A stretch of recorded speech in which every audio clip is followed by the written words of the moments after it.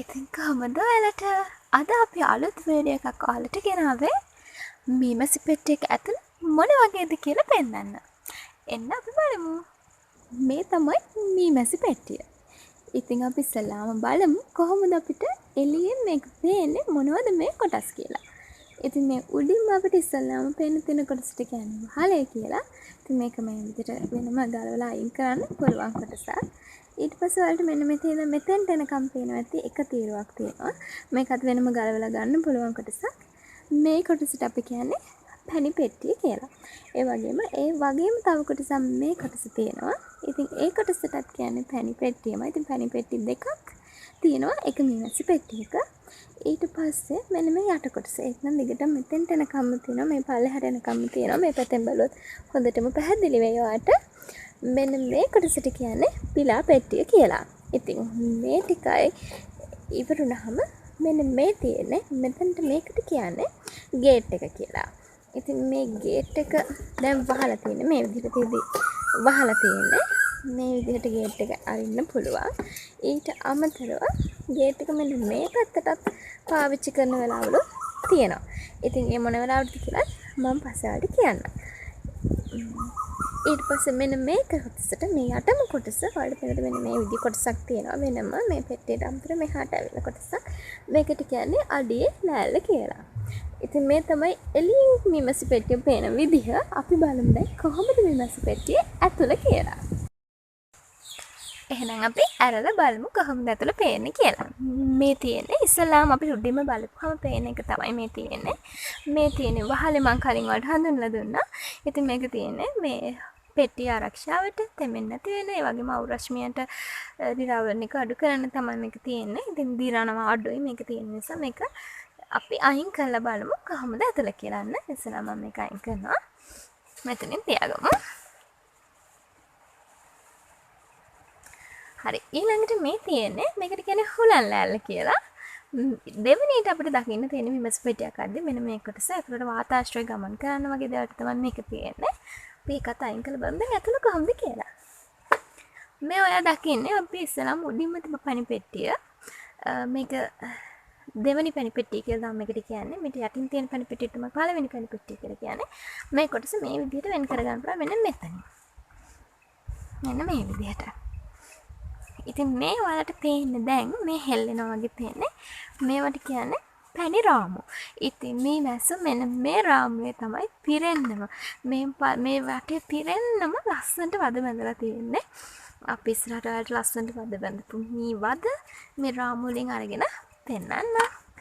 මේ තියෙන්නේ පැණි පෙට්ටිය. උඩින්ම තියෙන පැණි පෙට්ටිය මේ තියෙන්නේ. ඊට පස්සේ මේ තියෙන්නේ පළවෙනි පැණි පෙට්ටිය. ඒ කියන්නේ යටින්ම තියෙද්දි ඉස්සලම හම් වෙන පැණි පෙට්ටිය. දැන් අපි දෙවෙනි පැණි පෙට්ටිය තමයි ඉවත් කරගත්තේ. මේ පෙට්ටිය මේ තියෙන එකත් ඒකත් අර විදිහමයි කිසිම වෙනසක් නැහැ. සයිස් එකේවත් කිසිම වෙනසක් නැහැ. ඒ විදිහමයි.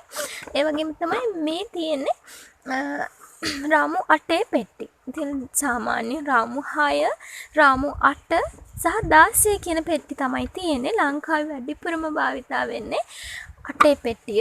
ඉතින් 6 පෙට්ටි නම් ගොඩක් අඩුයි දකින්න තියෙනවා ලංකාව තුල. 16 පෙට්ටි හැබැයි ඔයාලට දැක ගන්න පුළුවන් ලංකාවේ.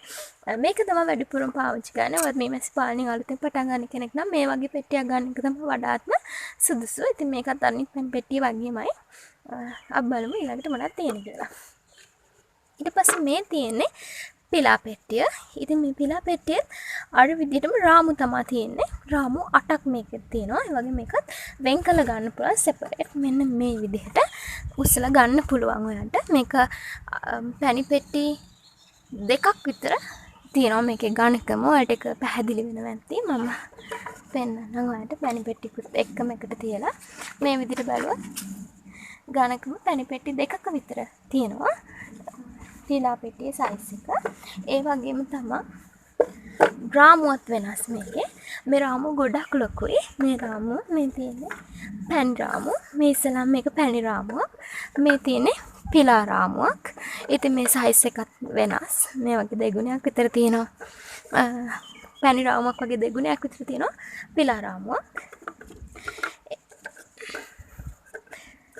මේක 8 රාමුවක් රාමු 8 පෙට්ටියක්. ඉතින් මේ තියෙන මම ඔන්න අයින් කරනවා දැන් මේ පිලා පෙට්ටිය. ඊට පස්සේ තමයි යාට තියෙන මම කලින් කිව්ව ගේට් එක. මේක තහඩු වලින් හදපු එකක්. අනිත් හැමදේම ලී.